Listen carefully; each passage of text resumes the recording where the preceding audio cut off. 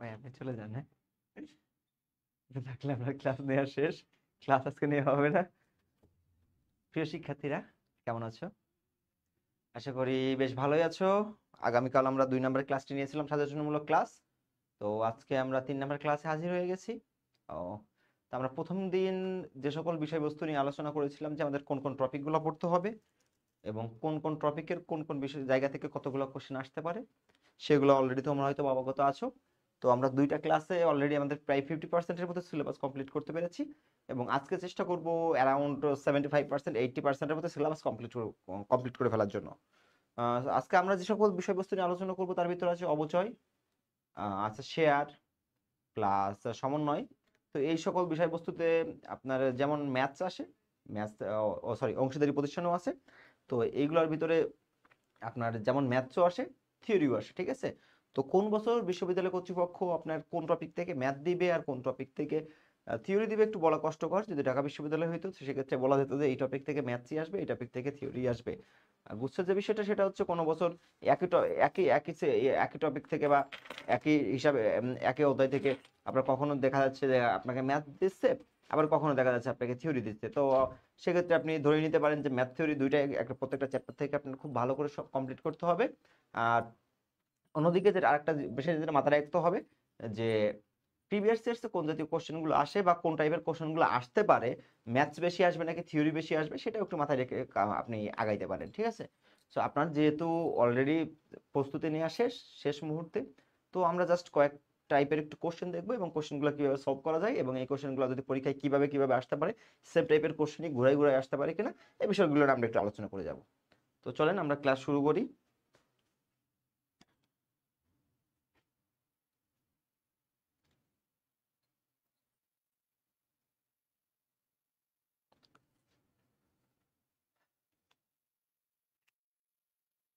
দেখেন, প্রথমে আমরা গাণিতিক যদিও আমরা প্রথমে গাণিতিক সমস্যা দিয়ে শুরু করেছি, কিন্তু আমরা গাণিতিক সমস্যা করব না। দেখেন, আমরা প্রথমে যেটা করব সেটা হচ্ছে আমাদের কোনো স্লাইড ফাঁকা নাই, ফাঁকা নাই, ফাঁকা নাই। কি হবে?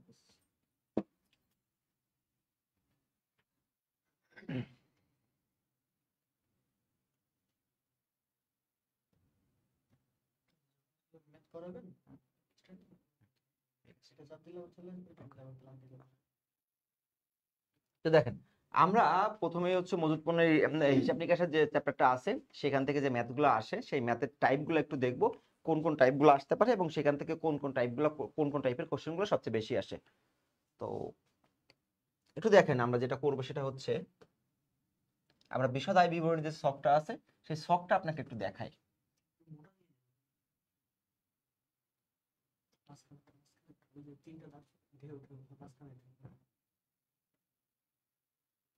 তো দেখেন, এখান থেকে যেটা করতে হয় আমাদের, দেখেন তো বিশদ আয় বিবরণী শুরু হয় কি দিয়ে? বিক্রয় দিয়ে। বিক্রয় দিয়ে সেখান থেকে বাদ দিই কি? সেখান থেকে এই যে সেখান থেকে বাদ দিব হচ্ছে বিক্রিত পণ্যের ব্যয়। বাদ, এটা মনে করেন নিট বিক্রয়, এটা নিট বিক্রয়, এটা হচ্ছে বিক্রিত পণ্যের ব্যয়। বিক্রিত পণ্যের ব্যয়, মনে করেন আমার নিট বিক্রয় আছে 100 টাকা, আমার বিক্রিত পণ্যের ব্যয়, বিক্রিত পণ্যের ব্যয়ের ভিতরে, আচ্ছা বিক্রিত পণ্যের ব্যয় মনে করেন যে কত টাকা, 10 টাকা। তাহলে আমার এখান থেকে বাদ দেওয়ার পরে থাকবে কি? মোট মুনাফা। মোট মুনাফা থাকলেও মনে করেন 90 টাকা। সেখান থেকে আমরা আরো কি বাদ দিব? মোট মুনাফা। সেখান থেকে আরো বাদ দিব আমরা, সেটা হচ্ছে পরিচালন ব্যয়। পরিচালন ব্যয়, এটা মনে করেন আরো 20 টাকা। আমার থাকলো কি 70 টাকা, ঠিক আছে? এটা হচ্ছে আমার নিট মুনাফা। নিট মুনাফা। একটা জিনিস একটু ভালো করে খেয়াল করে দেখবেন, এই 5টা পয়েন্ট একটু আপনি যখন এই জাতীয় অঙ্কগুলো করবেন, এই 5টা পয়েন্ট আপনার মাথার ভিতর খুব ভালোভাবে গেঁথে নিতে হবে যে আমি যখন বিশদ আয় বিবরণী করি বা আমি যখন আমার বিক্রিত পণ্যের ব্যয় বা পরিচালন ব্যয়, মোট মুনাফা, নেট মুনাফা, এই জাতীয় অ্যামাউন্টগুলো বের করবো, আমাকে ফার্স্ট টার্গেট রাখতে হবে আমার বিক্রয়টা থাকবে কত? 100 বা 100%। হ্যাঁ, টোটাল বিক্রয়টা 100 থেকেই শুরু হয়। তো তো বিক্রয় সেখান থেকে বাদ দিয়ে বিক্রিত পণ্যের ব্যয়। দেখেন যদি বলা হয় যে আপনার বিক্রয় 100 টাকা আর মোট মুনাফা হচ্ছে 90 টাকা, আমার বিক্রিত পণ্যের ব্যয় কত? এই যে আমার বিক্রয় এবং মোট মুনাফার ভিতর যেটা থাকে সেটা কি, সেটা হচ্ছে আমার বিক্রিত পণ্যের ব্যয়। আবার বলা হচ্ছে দেখেন যে মোট মুনাফা 90 টাকা, মোট মুনাফা কত টাকা? 90 টাকা, এবং নিট মুনাফা 70 টাকা। 70 টাকা, মোট মুনাফা 90 টাকা, নিট মুনাফা 70 টাকা। পরিচালন ব্যয় কত? দেখেন পরিচালন ব্যয়ের অবস্থানটা কোথায়? মোট মুনাফা এবং নিট মুনাফা দুইটার মাঝখানে কি অবস্থান করে? পরিচালন ব্যয়। আপনি বের করতে পারেন পরিচালন ব্যয় 20 টাকা। তাহলে আপনাকে মনে রাখতে হবে সবার প্রথমে কি, বিক্রয় সেখান থেকে বাদ দিয়ে বিক্রিত পণ্যের ব্যয়, বিক্রিত পণ্যের বাদ দেওয়ার পর যেটা থাকবে সেটা হচ্ছে আমার নিট মুনাফা, নিট মুনাফা থেকে বাদ দিব কি, পরিচালন ব্যয়, পরিচালন ব্যয় থেকে বাদ দেওয়ার পর কি থাকবে, আমার নিট মুনাফা। এই 5টা বেসিক পয়েন্ট আপনার উপর থেকে নিচে পর্যন্ত মুখস্থ থাকতে হবে, এবং এবং এগুলো আপনি অঙ্ক করে আসছেন, ঠিক আছে? এখন এই জিনিসগুলো একটু মনে রাখতে হবে। এবার দেখেন আমরা যখন বিক্রিত পণ্যের ব্যয় বাদ দিই, বিক্রয় থেকে কি দিই, বিক্রিত পণ্যের ব্যয় বাদ দিই, বিক্রিত পণ্যের ব্যয় এটা যখন বাদ দিই, বাদ দেওয়ার পরে এখান থেকে কি দিয়ে শুরু করি? ফার্স্টে থাকে প্রারম্ভিক মজুদ, প্রারম্ভিক মজুদ, প্রারম্ভিক মজুদ মনে করেন এই কিছু টাকা আছে। তারপরে এখানে কি করি, যোগ করি ক্রয়কে। কোন ক্রয়? ক্রয় থেকে আবার কি কি বাদ দিই? ক্রয় থেকে বাদ দিতে হয় কি কি, সরি, ক্রয় থেকে বাদ দিতে হয় ফেরত অবলিক বাট্টা, গেল ক্রয়। এর সাথে আরো কিছু জিনিস যোগ করতে হয়, সেটা হচ্ছে প্রত্যক্ষ খরচ, প্রত্যক্ষ খরচ, প্রত্যক্ষ খরচ। তাহলে মনে রাখবেন এই যে আমি কি করতেছি, প্রারম্ভিক মজুদ, এটার পরিমাণ মনে করেন, আচ্ছা এটা মুছে দিয়ে আমরা কিছু অ্যামাউন্ট দিয়ে দিই। আমার মনে করেন প্রারম্ভিক মজুদ ছিল আমার প্রতিষ্ঠানে 20 টাকা। আমার নিট ক্রয়ের পরিমাণ, এই যে ক্রয় থেকে যখন ক্রয় ফেরত এবং ক্রয় বাট্টাটা বাদ দিবেন তখন আপনার সেটা বের হবে নিট ক্রয়, ঠিক আছে? তাহলে নিট ক্রয়টা বের করলেন, নিট ক্রয়টা বের করলেন আপনি মনে করেন যে 30 টাকা, এবং আপনি প্রত্যক্ষ খরচটা যোগ করলেন, প্রত্যক্ষ খরচ মনে করেন আরো আছে মনে করেন 5 টাকা। তাহলে দেখেন এই যে কি কি জিনিস আছে, প্রারম্ভিক মজুদ যোগ নিট ক্রয় যোগ প্রত্যক্ষ খরচ, এই তিনটা জিনিসের সমন্বয় হচ্ছে কত? 55 টাকা। এই 55 টাকাকে আমি বলবো বিক্রয়যোগ্য ব্যয়, বিক্রয়যোগ্য ব্যয়। তাহলে দেখেন আপনাকে যখন বিক্রয়যোগ্য পণ্যের ব্যয় বের করতে বলবে, আপনি যে বিশদ আয় বিবরণীতে বিক্রিত পণ্যের ব্যয়ের আন্ডারে যে বিষয়বস্তুগুলো লিখছেন তার ভিতর প্রথম কি ছিল? প্রারম্ভিক মজুদ, নিট ক্রয় যোগ প্রত্যক্ষ খরচ। এই তিনটা ক্রয় যোগ করলে যে জিনিসটা পাওয়া যায় তার নাম হচ্ছে বিক্রয়যোগ্য পণ্যের ব্যয়। অর্থাৎ বিক্রয়যোগ্য পণ্যের ব্যয়ের আপনি যদি সূত্র বের করতে চান কি করবেন? ওই চোখটা বন্ধ করেন, দেখেন আপনি আপনার যে বিশদ আয় বিবরণী করেছিলেন সেখানে বিক্রিত পণ্যের ব্যয় লেখার পরে প্রথম লিখছিলেন কি? প্রারম্ভিক মজুদ, তারপরে নিট ক্রয়, তারপরে প্রত্যক্ষ খরচ। এই যে খরচগুলা যে সমন্বয়, এই খরচগুলোর সমন্বয়কে একসাথে আমরা বলি বিক্রয়যোগ্য পণ্যের ব্যয়, এবং এটা সবচেয়ে বেশি কোশ্চেন আসে। তাহলে মনে রাখবেন বিক্রয়যোগ্য পণ্যের ব্যয় সমান সমান প্রারম্ভিক মজুদ যোগ নিট ক্রয় যোগ প্রত্যক্ষ খরচ সমূহ। এরপর আসেন আপনি বিক্রয়যোগ্য পণ্যের ব্যয় বের করলেন, বিক্রয়যোগ্য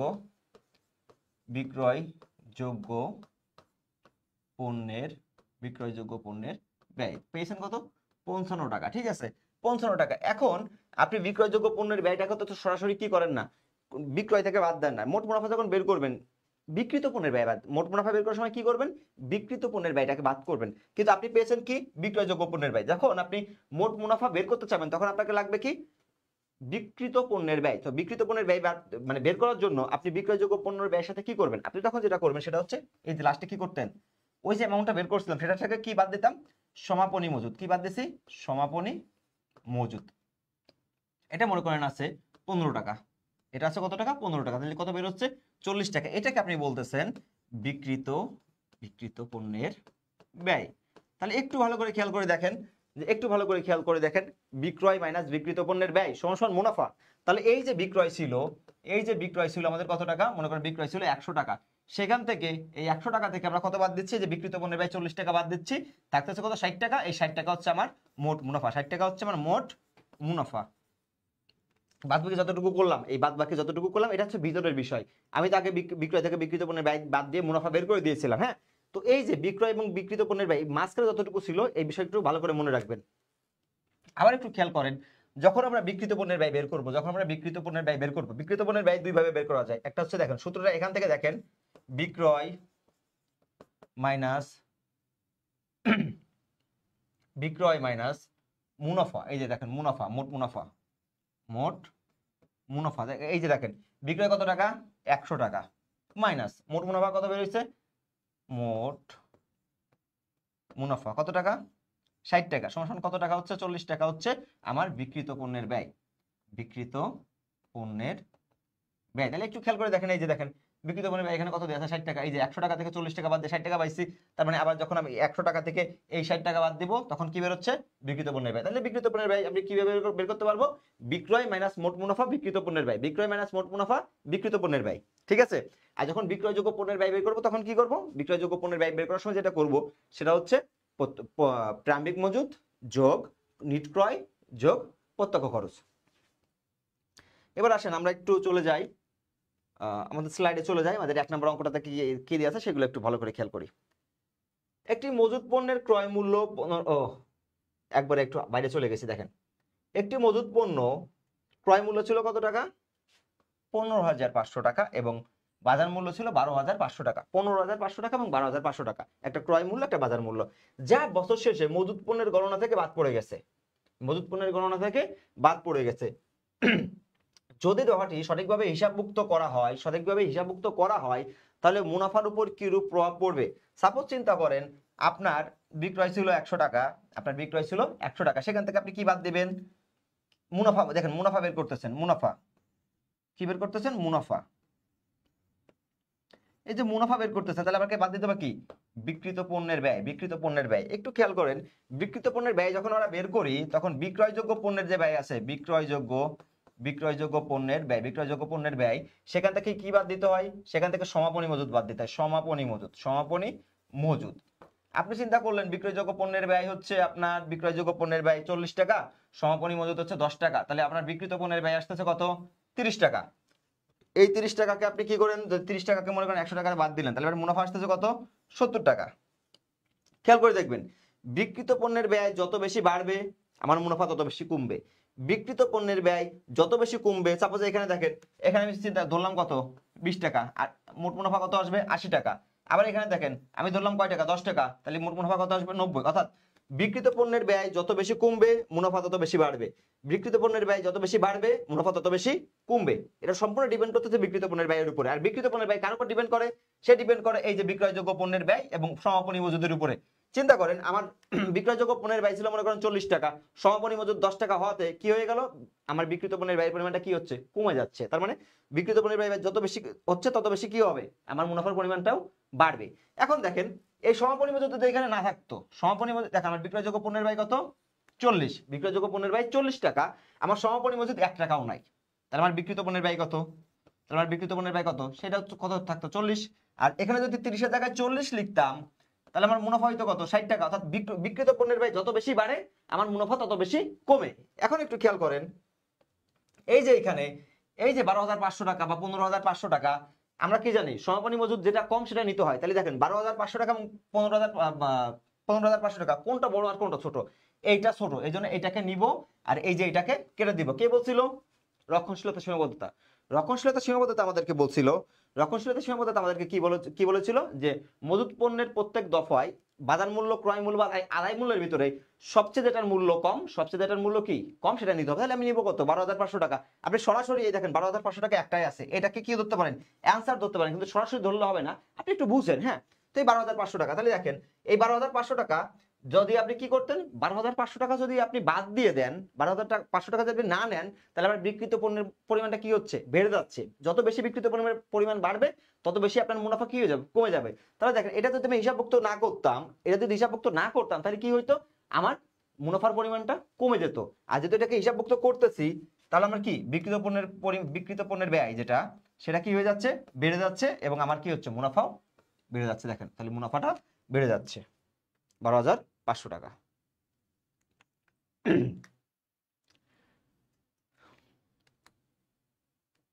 ও 1 নম্বর কোশ্চেন তো আমরা স্কিপ করে আগেই চলে গেছি। এটা 2 নম্বর কোশ্চেন। 1 নম্বর দেখেন রংধনু শু স্টোরের প্রারম্ভিক মজুদ পণ্যের জের 25,000 টাকা। রংধনু শু স্টোরের প্রারম্ভিক মজুদ পণ্যের জের 25,000 টাকা। উক্ত হিসাবকালে ক্রয় 50,000 টাকা, ক্রয় ফেরত এত টাকা, আন্তঃপরিবহন এত টাকা। এই তারপরে বলা আছে হিসাবকাল শেষে গণনার পর দেখা যায় 20,000 টাকার এখনো হাতে জমা আছে। এই যে এখনো হাতে আছে মানে কি, 20,000 টাকার পণ্য এখন হাতে জমা আছে মানে এটা সমাপনী মজুদ পণ্য, ঠিক আছে। বিক্রয়যোগ্য পণ্যের ব্যয়, বিক্রয়যোগ্য পণ্যের ব্যয়, ভাই আমরা বিক্রয়যোগ্য পণ্যের ব্যয় শিখছি না, বিক্রয়যোগ্য পণ্যের ব্যয়, বিক্রয়যোগ্য পণ্যের ব্যয়। দেখেন বিক্রয়যোগ্য পণ্যের ব্যয় বের করতে গেলে প্রথম কি লাগবে আপনার, প্রারম্ভিক মজুদ লাগবে, নিট ক্রয় লাগবে, নিট ক্রয় লাগবে, এবং সেখান থেকে বাদ দিবেন কি, সেখান থেকে বাদ দিবেন এই যে সমাপনী মজুদ, এটা হাতে ছিল, সেখান থেকে বাদ হচ্ছে সমাপনী, ও সরি সমাপনী মজুদ লাগবে না আমার। দেখেন তাহলে আমার কি আরেকটা লাগবে হচ্ছে প্রত্যক্ষ খরচ, প্রত্যক্ষ খরচ, প্রত্যক্ষ খরচ। তাহলে দেখেন বিক্রয়যোগ্য পণ্যের ব্যয় সমান সমান প্রারম্ভিক মজুদ যোগ নিট ক্রয় যোগ প্রত্যক্ষ খরচ। এখন দেখেন তো প্রারম্ভিক মজুদ এখানে কত টাকা আছে, প্রারম্ভিক মজুদ আছে হচ্ছে 25,000 টাকা, প্রারম্ভিক মজুদ কত টাকা, 25,000 টাকা, প্লাস তারপর কি আছে হিসাবকাল শেষে ক্রয় করছি কত টাকা, ক্রয় হচ্ছে 50,000 টাকা, এর সাথে আনুষঙ্গিক কোনো কিছু ক্রয়কে কমাই কিনা, হ্যাঁ দেখেন ফেরত আছে কত 2,500 টাকা, তাহলে 2,500 যদি এখান থেকে বাদ দিই কত থাকবে 47,500। তারপরে বলা হচ্ছে 20,000 টাকা সমাপনী, দেখেন এটা হচ্ছে কি, এটা হচ্ছে সমাপনী মজুদ, এটা হচ্ছে সমাপনী মজুদ। সমাপনী মজুদ কখন লাগে, বিক্রিত পণ্যের ব্যয় বের করতে, বিক্রিত পণ্যের ব্যয় বের করতে সমাপনী মজুদ লাগে, কিন্তু বিক্রয়যোগ্য পণ্যের ব্যয় বের করতে সমাপনী মজুদ এই অঙ্কে লাগবে না। অন্য আরো একটা সিস্টেম আছে, সেই সিস্টেমে কি হয় লাগতে পারে, কিন্তু এই সিস্টেমে লাগবে না। তাহলে দেখেন তো আমার কত, এখানে কোনো কি আছে কিনা, এখানে কোনো প্রকার, এখানে কোনো প্রকার প্রত্যক্ষ খরচ আছে কিনা, আছে কত 15,000 টাকা। তাহলে দেখেন নিট ক্রয় বের হয়েছে 47,500, নিট ক্রয় 47,500, তাহলে প্রারম্ভিক মজুদ যোগ নিট ক্রয় যোগ তারপরে এটাকে কি বলতেছে আন্তঃপরিবহন হচ্ছে প্রত্যক্ষ খরচ কত টাকা 15,000 টাকা। কত হয় দেখেন তো 15 আর 25 40, 40 40 কত 40 40 হচ্ছে 80, 87,500। দেখেন তো 87,500 কোথাও আছে, 42,500 টাকা কোনোভাবেই হয় না, 52,500 টাকার কোনো অপশনই নাই, 67,500 কখন হয়, 67,500 এই দুটো যোগ করলেও হয় না, ঠিক আছে একটাই অপশন আছে সেটা হচ্ছে 27,500, 27,500 টাকা আমাদের সঠিক আনসার।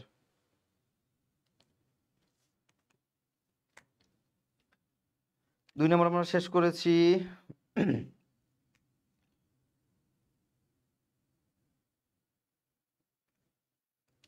বিক্রিত পণ্যের ব্যয়, বিক্রিত পণ্যের ব্যয় ব্যয় নির্ধারণে আমাদের কি কি করতে হয়, বিক্রিত পণ্যের ব্যয় নির্ধারণে আমাদের কি কি করতে হয়, দেখেন বিক্রিত পণ্যের ব্যয় নির্ধারণে সবার আগে যেটা করতে হয় সেটা হচ্ছে যদি মুনাফা থাকে আর বিক্রয় থাকে, তাহলে বিক্রয় থেকে মুনাফা বাদ দিলে কি বের হয়, যদি বিক্রয় থাকে, দেখেন যদি বিক্রয় থাকে, বিক্রয় থেকে মুনাফা বাদ কি বেরোবে, বিক্রিত পণ্যের, বিক্রিত পণ্যের ব্যয়। আবার যদি যদি মনে করেন ইয়ে নাই মুনাফা নাই, সেক্ষেত্রে আপনি যেটা করতে পারেন সেটা হচ্ছে আপনার বিক্রয়যোগ্য পণ্যের ব্যয় যদি থাকে, বিক্রয়যোগ্য পণ্যের ব্যয়, সেখান থেকে আপনি কি বাদ দিবেন, সমাপনী মজুদ, কি বাদ দিবেন, সমাপনী মজুদ, বিক্রয়যোগ্য পণ্যের ব্যয় থেকে সমাপনী মজুদ বাদ দিলে, সমাপনী মজুদ বাদ দিলে সেটা হচ্ছে বিক্রিত পণ্যের ব্যয় পাওয়া যায়। দুইটা সূত্র অ্যাপ্লাই করে আপনি বিক্রিত পণ্যের ব্যয়টাকে বের করতে পারবেন। একটা হচ্ছে বিক্রয় মাইনাস মুনাফা সমান সমান বিক্রিত পণ্যের ব্যয়, আর একটা হচ্ছে বিক্রয়যোগ্য পণ্যের ব্যয় মাইনাস সমাপনী মজুদ। তাহলে দেখেন তো নিট ক্রয় থেকে ক্রয় বারটা বাদ দেওয়া হয় না, নিট ক্রয়ের সাথে বহির পরিবহন খরচ যোগ করা হয় না, নিট ক্রয় থেকে ক্রয় ফেরত বাদ দেওয়া হয় না, নিট ক্রয়ের সাথে আন্তঃপরিবহন যোগ করা হয়, নিট ক্রয় থেকে আন্তঃপরিবহন যোগ করা হয়, নিট ক্রয়ের সাথে আন্তঃপরিবহন যোগ করা হয়, এটাও না। দেখেন এখানে 4টা কোশ্চেনের ভিতরে একটা অপশনের উত্তর নাই, ঠিক আছে, নিট ক্রয়ের সাথে আন্তঃপরিবহন যোগ করা হয় এটাও হয় নাই। দেখেন এটা আরেকটা এইটা যে আমি কি বললাম, এই দুইটা সূত্র অ্যাপ্লাই করে আপনি বের করতে পারেন। এখানে অপশন আরেকটা হয়তো বা ই নাম্বার অপশনের উত্তরটা ছিল, সেই ই নাম্বার অপশনটা এমন থাকতে পারতো যে এই যে নিট ক্রয়ের সাথে আন্তঃপরিবহন যোগ করলে কি পাচ্ছি, আমরা পাচ্ছি হচ্ছে বিক্রয়যোগ্য পণ্যের ব্যয়, এই বিক্রয়যোগ্য পণ্যের ব্যয়ের সাথে কি বাদ দিতাম, বিক্রয়যোগ্য পণ্যের ব্যয় থেকে সমাপনী মজুদ। এই যে দেখেন এই যে এই অপশনটা, এই ফুল অপশনটা, এই ফুল অপশনটাকে কি বলতেছি, বিক্রয়যোগ্য পণ্যের ব্যয়। বিক্রয়যোগ্য পণ্যের ব্যয় থেকে আমরা যখন সমাপনী মজুদ বাদ দিতাম তখনই কি আসতো, তখনই আমাদের আসতো বিক্রিত পণ্যের ব্যয়। এখানে আরেকটা খালি এখানে শুধু কি লিখতাম, বাদ সমাপনী মজুদ, বাদ সমাপনী মজুদ। তাহলে এই যে ক্রয়ের সাথে আন্তঃপরিবহন যোগ যোগ প্রারম্ভিক মজুদ বাদ সমাপনী মজুদ, তাহলে এখানে উত্তর নাই। যদি প্রারম্ভিক মজুদ পণ্য, সমাপনী মজুদ পণ্য ও বিক্রিত পণ্যের ব্যয় যথাক্রমে 48, 62 এবং 1,40,000 টাকা হয়, তাহলে বিক্রয়যোগ্য পণ্যের ব্যয় বলে। হ্যাঁ এবার একটু খেয়াল করেন, এবার আমরা সেই অঙ্কটা পেয়েছি। কি বললাম, এই যে দেখেন 3টা অপশন দেখবেন, 3টা জিনিস একটু ভালো করে খেয়াল করে দেখবেন, সেটা হচ্ছে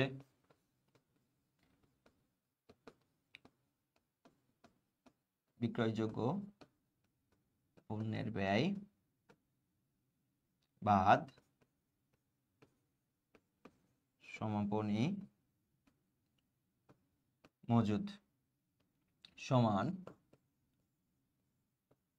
বিক্রিত পণ্যের ব্যয়। হ্যাঁ, দেখেন আমরা এখানে ধরে নিচ্ছি বিক্রয়যোগ্য পণ্যের ব্যয় 100 টাকা, তারপর আমার মজুদ পণ্য হচ্ছে 30 টাকা, আর আমার বিক্রিত পণ্যের ব্যয় তাহলে কত হচ্ছে। দেখেন প্রথম সূত্রটা এরকম যে বিক্রয়যোগ্য পণ্যের ব্যয় মাইনাস সমাপনী মজুদ যদি আমরা করি তাহলে কি পাবো, বিক্রিত পণ্যের ব্যয়। তাহলে একটু ভালো করে খেয়াল করে দেখেন, বিক্রয়যোগ্য পণ্যের ব্যয়, সেখানে বিক্রয়যোগ্য পণ্যের ব্যয়ের পরিমাণ সবসময় কি থাকবে, এই সমাপনী মজুদ এবং বিক্রিত পণ্যের ব্যয় থেকে বড় থাকবে অলওয়েজ। কারণ বিক্রয়যোগ্য পণ্যের ব্যয় থেকে আমরা যদি সমাপনী মজুদ বাদ দিই তাহলে কি পাচ্ছি, বিক্রিত পণ্যের ব্যয় পাচ্ছি। আবার বিক্রয়যোগ্য পণ্যের ব্যয় থেকে যদি সমাপনী মজুদ বাদ দিই তাহলে কি পাচ্ছি, সমাপনী একটু এবার আবার একটু দেখাই।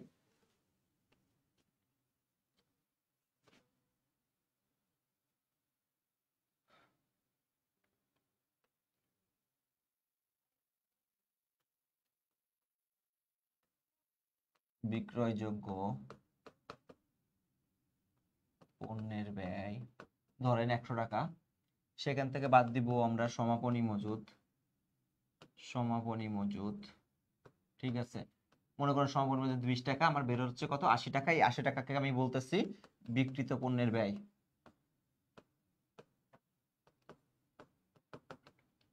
আবার দেখেন আরেকটা হচ্ছে বিক্রয়যোগ্য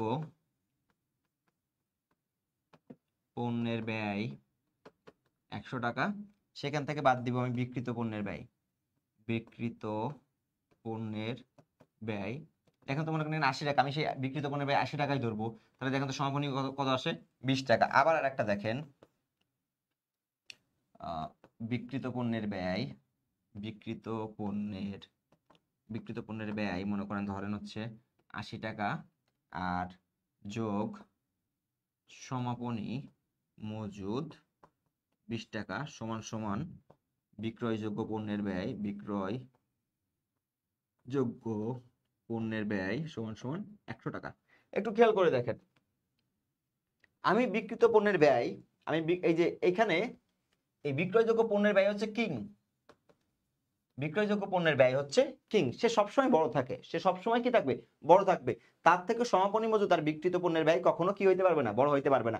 আমি বিক্রয়যোগ্য পণ্যের ব্যয় থেকে যখন সমাপনী মজুদ বাদ দিচ্ছি তখন কি পাচ্ছি ভাইয়া, তখন পাচ্ছি বিক্রিত পণ্যের ব্যয়। ভালো করে খেয়াল করে দেখেন, বিক্রয়যোগ্য পণ্যের ব্যয় থেকে যখন সমাপনী মজুদ বাদ দিচ্ছি তখন পাচ্ছি বিক্রিত পণ্যের ব্যয়। আবার যখন বিক্রয়যোগ্য পণ্যের ব্যয় থেকে আবার যখন কি পাচ্ছি, এই যে দেখেন বিক্রয়যোগ্য পণ্যের ব্যয় থেকে আবার যখন বিক্রিত পণ্যের ব্যয় বাদ দিচ্ছি তখন পাচ্ছি সমাপনী মজুদ বের করেন আর বিক্রিত পণ্যের ব্যয় বের করেন। বাদ দিতে হবে কার থেকে, বিক্রয়যোগ্য পণ্যের ব্যয় থেকে। বিক্রয়যোগ্য পণ্যের ব্যয় থেকে বাদ দিছি, যখন সমাপনীকে বাদ দিব তখন বিক্রিত পণ্যের ব্যয় পাবো, আবার যখন বিক্রিত পণ্যের ব্যয় থেকে বাদ দিব তখন পাবো কোনটাকে, সমাপনী মজুদ। এই দেখেন 100 টাকা বিক্রয়যোগ্য পণ্যের ব্যয়, সেখান থেকে আমি সমাপনী মজুদ 20 টাকা বাদ দিলাম, আমার বিক্রিত পণ্যের ব্যয় কত, 80 টাকা। আবার দেখেন এই যে বিক্রয়যোগ্য পণ্যের ব্যয় আমার কত টাকা, 100 টাকা, সেখান থেকে বিক্রিত পণ্যের ব্যয় কত বাদ দিছি, 80 টাকা, তাহলে সমাপনী মজুদ অটোমেটিক কত চলে আসছে, 20 টাকা। তার মানে কি, আমার বিক্রিত পণ্যের ব্যয় এবং সমাপনী মজুদ এই দুইটা যোগ করলে কি পাওয়া যায়, বিক্রিত পণ্যের ব্যয় আর সমাপনী মজুদ এই দুটার সংমিশ্রণ বা দুটো যখন এক জায়গায় থাকে তখন সেই মূল্যটাকে বলা হয় বিক্রয়যোগ্য পণ্যের ব্যয়। তাহলে দেখেন এই যে বিক্রিত পণ্যের ব্যয় 80 টাকা, আমার সমাপনী মজুদ 20 টাকা, 2 টাকা যখন যোগ করলাম কত পাইলাম, 100 টাকা। এই বিষয়গুলো একটু মনে রাখতে হবে যে বিক্রয়যোগ্য পণ্যের ব্যয় মাইনাস সমাপনী মজুদ সমান সমান বিক্রিত পণ্যের ব্যয়, আবার বিক্রয়যোগ্য পণ্যের ব্যয় বাদ বিক্রিত পণ্যের ব্যয় সমান সমান সমাপনী মজুদ, আবার বিক্রিত পণ্যের ব্যয় এবং সমাপনী মজুদ 2 টাকা যোগ করলে একসাথে কি পাচ্ছি, বিক্রয়যোগ্য পণ্যের ব্যয়। তাহলে এখানে একটু দেখেন তো এখানে আমরা কিভাবে সলভ করতে পারি। আমাদের কাছে চেয়েছে কি বিক্রয়যোগ্য পণ্যের ব্যয়, বিক্রয়যোগ্য পণ্যের ব্যয় করতে গেলে তাহলে কি করতে হবে, আমাকে সমাপনী মজুদ আছে, দেখেন প্রারম্ভিক মজুদ আছে, সমাপনী মজুদ দেখেন সমাপনী মজুদ আছে এবং আমার বিক্রিত পণ্যের ব্যয়ও দেওয়া আছে। তাহলে দেখেন সমাপনী মজুদ কত টাকা, 62,000 টাকা, সমাপনী মজুদ হচ্ছে 62,000 টাকা। তাহলে সমাপনী মজুদ এবং বিক্রিত পণ্যের ব্যয় দুটোই ছোট, তাই ছোট দুটোকে কি করতে হবে, যোগ করতে হবে, 1,40,000। 2,02,000 কোথায় আছে, এই যে ক নাম্বার অ্যান্সার, 62,000 আর 1,40,000, 2,02,000 হচ্ছে অ্যান্সার। চলে আসছে করের অঙ্ক। কর বা ট্যাক্স। এখানে করের অঙ্কগুলা অনেকেই অনেকভাবে ভয় পায়, অনেক সাহস পায় না করের অঙ্ক করার জন্য, যে কিভাবে করব, অনেক সূত্র এই হ্যান ত্যান 7-5। দেখেন, করের অঙ্ক করার জন্য কিছুই আপনি করবেন না, জাস্ট একটা ঐকিক নিয়মের একটা ধারণা মনে রাখবেন যে কর পূর্ব মুনাফা 100%, কর যত পার্সেন্ট বলবে তত পার্সেন্ট, এটা কর বাদ দেওয়ার পর যেটা পাওয়া যাবে সেটা হচ্ছে কর পরবর্তী মুনাফা। ঠিক আছে, কি বলছি? কর পূর্ববর্তী মুনাফা সবসময় কত পার্সেন্ট থাকবে? 100%। যত পার্সেন্ট কর বলবে সেটা বলার পরে যেটা থাকবে সেটা হচ্ছে কি আমার কর পরবর্তী মুনাফা। তাহলে সিস্টেমটা এরকম, কর পূর্ববর্তী মাইনাস কর, তারপরে যেটা পাবো সেটা হচ্ছে কর পরবর্তী। তাহলে এখানে একটু খেয়াল করে দেখেন, আমাকে বলা হচ্ছে একটি ফার্মের নিট মুনাফা 6,000 টাকা এবং 6,000 টাকা এবং করের হার 40%। একটু খেয়াল করে দেখবেন, এটা হচ্ছে মনে করবেন মোট মুনাফা বা কর পূর্ব মুনাফা এক কথা। মোট মুনাফা, কর পূর্ব মুনাফা আর মোট মুনাফা, কর পূর্ব মুনাফা আর মোট মুনাফা এক জিনিস। কর পূর্ব মুনাফা মোট মুনাফা এক জিনিস, আর কর পরবর্তী মানে নিট মুনাফা। কর আমাকে দিতে হয় পরিচালন, একজনের পরিচালন ব্যয়, এই জন্য আমি কর দেওয়ার পর যেটা পাচ্ছি সেটা হচ্ছে নিট মুনাফা। তাহলে কর পরবর্তী আর নিট মুনাফার ভিতরে কোনো পার্থক্য নাই, তার মানে কি কর পূর্ববর্তী আর মোট মুনাফা এক কথা, আর কর পরবর্তী আর নিট মুনাফা একই কথা। তাহলে একটু খেয়াল করে দেখেন, আমার কি বলা হচ্ছে নিট মুনাফা কত টাকা? নিট মুনাফা হচ্ছে 6,000 টাকা, নিট মুনাফা 6,000 টাকা। ঠিক আছে, আর এখানে কি আছে? কর আছে, এখানে থাকবে কর, এখানে থাকবে কি মোট মুনাফা বা কর পূর্ববর্তী মুনাফা। দেখো তো বলছে নিট মুনাফা 6,000 টাকা এবং করের হার কত পার্সেন্ট? 40%। হ্যাঁ, এতটুকু দেয়া আছে, আমার আগেরটা বের করতে হবে বা কর পূর্ববর্তী মুনাফা বা মোট মুনাফা বের করতে হবে। এখন দেখেন, কর যদি আমি কি বলছিলাম, পূর্ববর্তী মুনাফা কত পার্সেন্ট? পূর্ববর্তী মুনাফা হচ্ছে 100%। কত পার্সেন্ট? 100%। সেখান থেকে কর দিয়েছি কত পার্সেন্ট? 40%। তাহলে আমার কাছে কতটুকু বেঁচে আছে? 60%। কতটুকু বেঁচে আছে দেখেন, কর পূর্ববর্তী মুনাফা 100%, কর দিয়েছি 40%, বেঁচে আছে কয় পার্সেন্ট? 60%। একটু ভালো করে দেখেন, 60% সমান কত? 60% সমান বা 60 ভাগ কত সমান কত? 6,000 টাকা। 6,000 টাকা। হ্যাঁ, তাহলে 1%-এ কত হয় দেখেন, 6,000 ভাগ 60। 6,000 ভাগ 60 কত হবে? 1 0 প্রত্যেক পার্সেন্টে কত? 100। প্রত্যেক পার্সেন্ট হচ্ছে 100 টাকা। তাহলে প্রত্যেক পার্সেন্টে যদি 100 টাকা হয়, এখানে কত পার্সেন্ট? 100%। তাহলে দেখেন তো 100% মানে কি? 100 গুণ, আর প্রত্যেক পার্সেন্টে কত টাকা? 100 টাকা। 100 গুণ 100 কত হয়? 10,000 টাকা। 10,000 টাকা। 10,000 টাকা। তাহলে আমাকে কি হয়েছে? কর পূর্ব মুনাফা। কর পূর্ব মুনাফা হচ্ছে 100%। 1%-এ কত বের করছিলাম? 1%-এ বের করছি আমরা কত টাকা? 100 টাকা। 1%-এ বের করছি 100 টাকা। 1%-এ বের করছি 100 টাকা। তাহলে 100%-এ বের হবে 100 গুণ 100, 100 গুণ 100, 10,000 টাকা। হ্যাঁ, এখন আপনাকে যদি বের করতে বলতো কর, আপনাকে যদি কি বের করতে বলতো? কর বের করতে বলতো। কর বের করতে বলে কি করতেন? করের পার্সেন্টেজ কত? 40। 1%-এ কত বের করছেন? 100। 1%-এ কত বের করছেন? 100। তাহলে 40 গুণ 100 কত হইতো? 4,000 টাকা। কত টাকা? 4,000 টাকা। তাহলে দেখেন, এখানে যদি 40% মুছে দিতেন, 40% মুছে দিয়ে এখানে কত লিখতেন? 4,000 টাকা। 4,000 টাকা। তাহলে 10,000 টাকা কর পূর্ব ছিল, কর দিলাম 4,000 টাকা, আপনার নিট মুনাফা বের কত? 60,000 টাকা। যেটাই চাক, আপনি যদি এতটুকু মনে রাখতে পারেন, মোট মুনাফা আর কর পূর্ব মুনাফা একই জিনিস, সেটা কত পার্সেন্ট থাকবে? 100%। যত পার্সেন্ট কর দেবো সেটা বাদ দেওয়ার পর যেটা থাকবে সেটার নাম হচ্ছে নিট মুনাফা বা কর পরবর্তী। কর পরবর্তী কেন বলতেছি? এই যেখানে করটা বাদ দিচ্ছি, করটা বাদ দেওয়ার পর যে মুনাফা থাকে সেটাকে বলা হয় নিট মুনাফা অথবা কর পরবর্তী মুনাফা।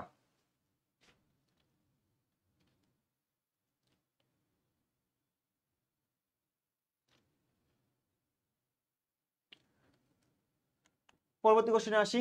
একটি বিক্রয়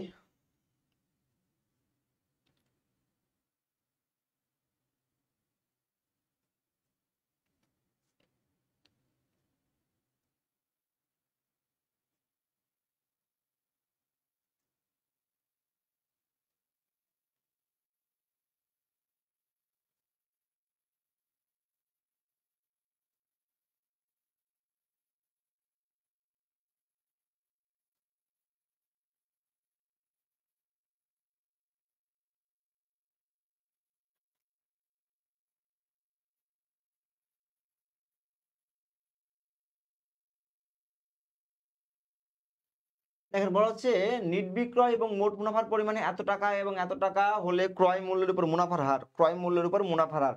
দেখেন একটা কনভার্সনের অঙ্ক, হ্যাঁ কনভার্সনের অঙ্ক।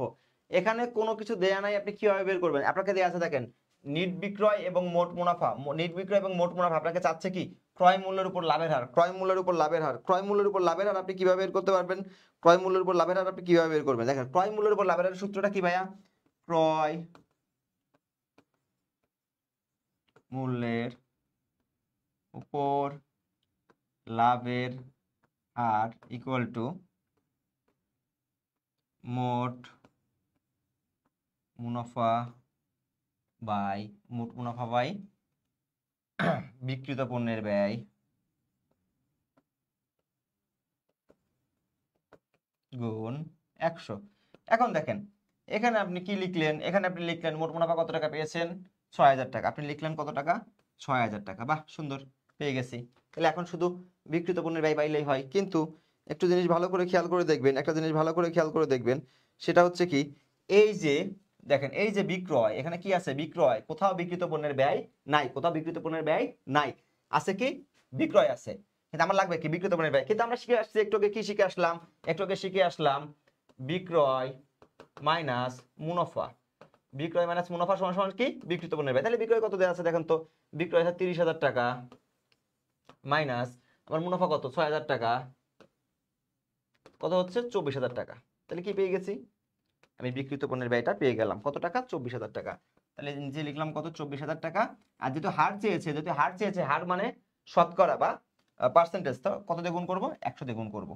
তাহলে একটু খেয়াল করে দেখেন, ক্যালকুলেটর নাই, লাগবে না। 1 শূন্য, এই সরি 3 শূন্য, 3 শূন্য কেটে দিলাম, 4 ছক 24। কত? 4 ছক 24।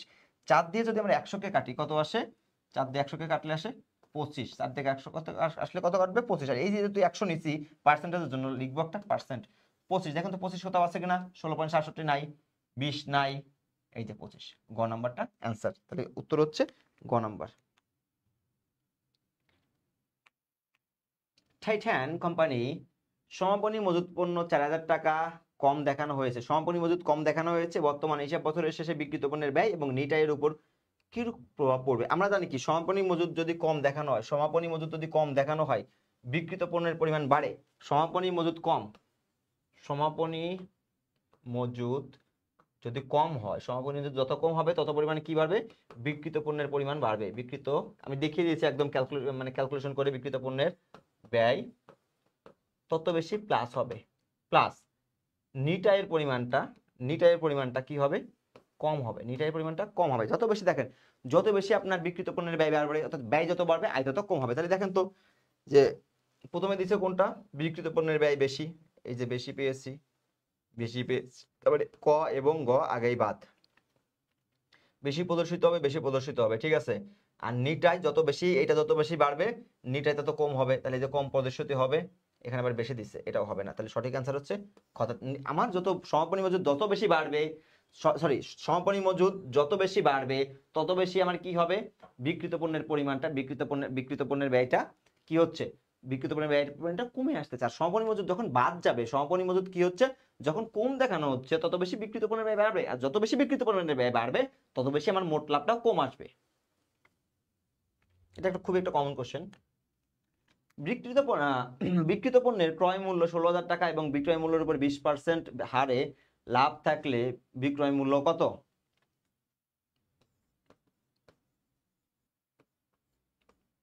এখন কত পার্সেন্ট বলছে? 20%। যেহেতু দেখেন আমরা ডিরেক্ট এটা আমরা কি করতে পারতাম? 16,000 কে এভাবে করতে পারতাম। দেখেন 16,000 গুণ 20%, এভাবে করলে 20% বের হয়ে যায় না? কিন্তু সমস্যাটা হচ্ছে অন্য জায়গায়। সমস্যাটা হচ্ছে কি এই যে বিক্রিত পণ্যের ব্যয়, না এই যে বিক্রিত পণ্যের ব্যয় দেয়া আছে, আর এখানে বিক্রয় মূল্যের উপর হার দেয়া আছে, বিক্রয় মূল্যের উপর হার। দেখেন কখনোই বিক্রয় মূল্যের উপর হার অথবা ক্রয় মূল্যের উপর হার যদি একসাথে না থাকে আপনি ডিরেক্টলি ক্যালকুলেশন করতে পারবেন না। যেখানে বিক্রয় মূল্য এবং বিক্রয় মূল্যের উপর হার দেয়া থাকবে না, অর্থাৎ বিক্রয় মূল্য দেয়া আছে, ক্রয় মূল্যের উপর হার দেয়া আছে, এবার ক্রয় মূল্য দেয়া আছে, বিক্রয় মূল্যের উপর হার দেয়া আছে, এই জাতীয় সিস্টেম যেখানে থাকবে আপনি সেখানে ডিরেক্টলি ক্যালকুলেশন করতে পারবেন না। যার ধরুন এখানে আমরা ডিরেক্টলি ক্যালকুলেশন করতে পারতেছি না। তো ক্যালকুলেশনটা হবে এরকম, দেখেন উপরে 20, নিচে হচ্ছে কি চেয়েছে? বিক্রয় মূল্যের উপর হার দেয়া আছে, তাহলে আমার বিক্রয় মূল্য কত হবে? আমার আগে বিক্রয় মূল্য যদি বের করতে হয়, বিক্রিত পণ্যের ব্যয় আছে, আমার মোট মুনাফাটা বের করে নিতে হবে। মোট মুনাফাটা বের করে নিতে হবে। এখন কথা হচ্ছে কি, বিক্রয় মূল্যের উপর হার আছে, এখন আমার যদি ক্রয় মূল্যের উপর হার বের করতে হয় আমার কি করতে হবে, এই যে দেখেন কমাইতে হবে, কমাই নিলাম, কত আসলো 1 0 1 0 4 2 8 4 4 16 4000 টাকা।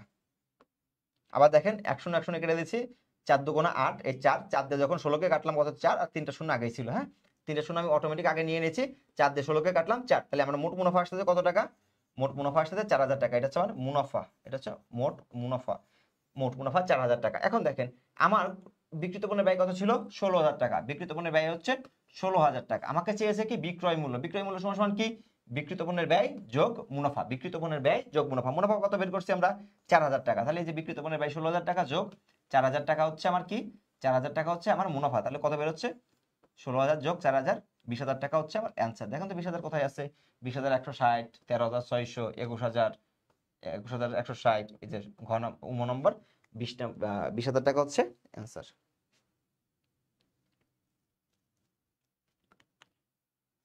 যদি তুমি বিক্রয় মূল্যের উপর 50% হার 50% হারে লাভ করতে চাও, তাহলে ক্রয় মূল্যের উপর হার কেমন হবে? মনে রাখবেন বিক্রয়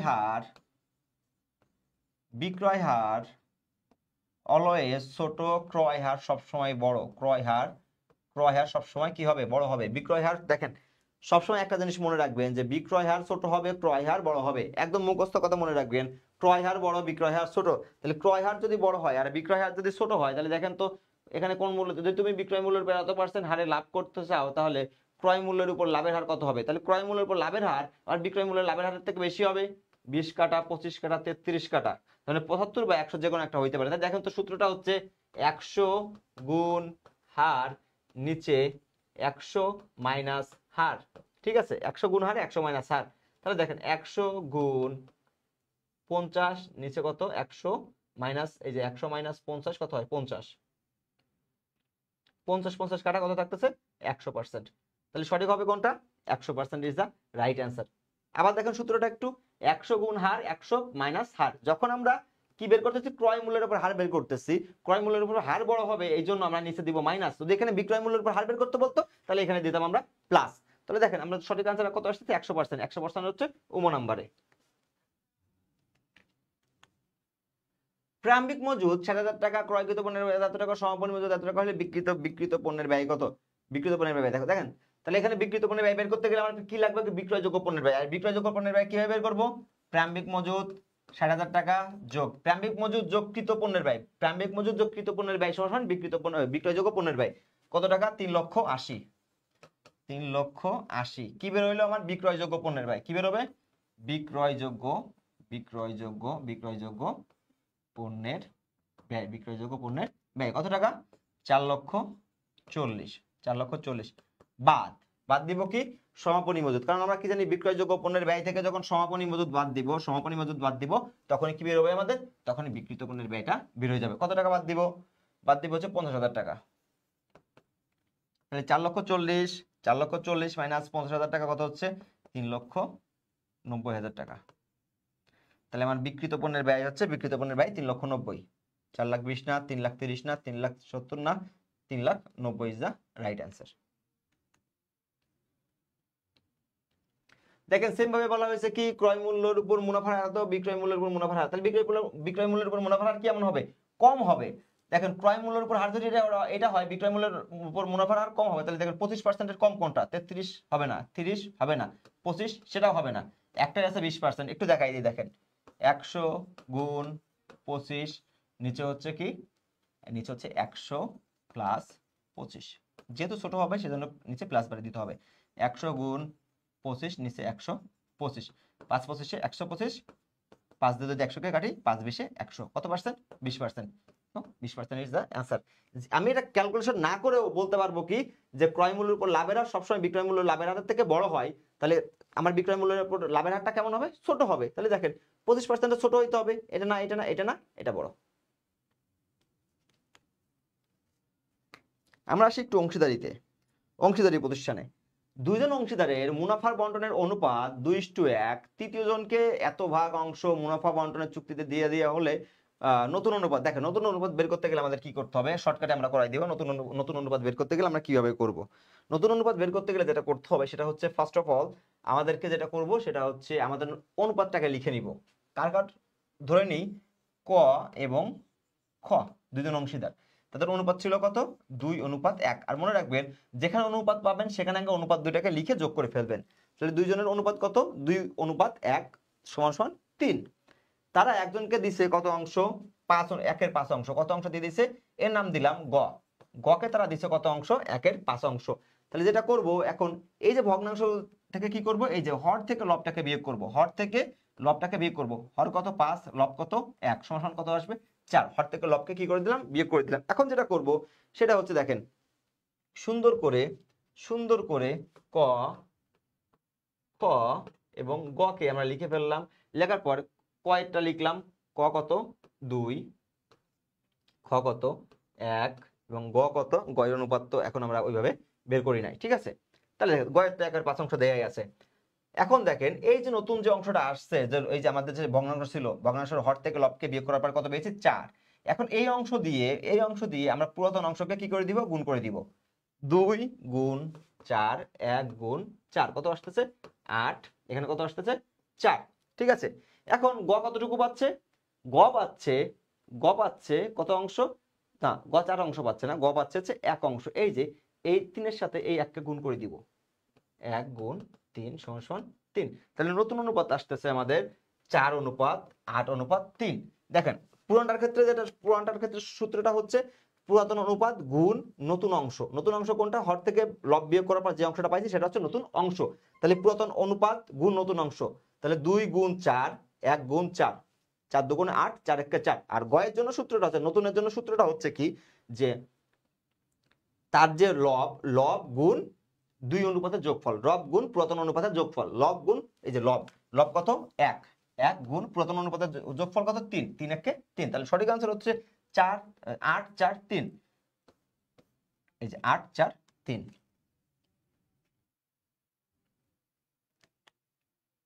দেখেন সেম অঙ্ক, এই যে এই অঙ্ক দিছে, এখানে দিছে কত, এখানে দিছে হচ্ছে 1/4। তাহলে 1/4 আপনি কি করবেন, 4 থেকে 1 বাদ দিবেন, থাকবে কত 3 অংশ। তাই 3 দিয়ে গুণ দিবেন কাকে, 3 দিয়ে গুণ দিচ্ছেন হচ্ছে 2 আর 3 কে। তাহলে 2 গুণ 3 কত হবে 6, আবার 3 গুণ 3 কত হচ্ছে 9।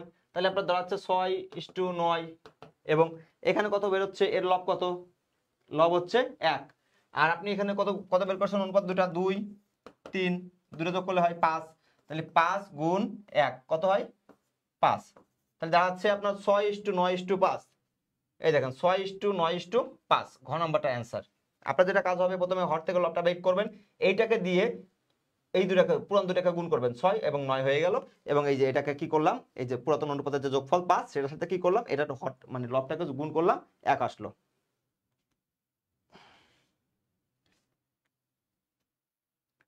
দেখেন এটা হচ্ছে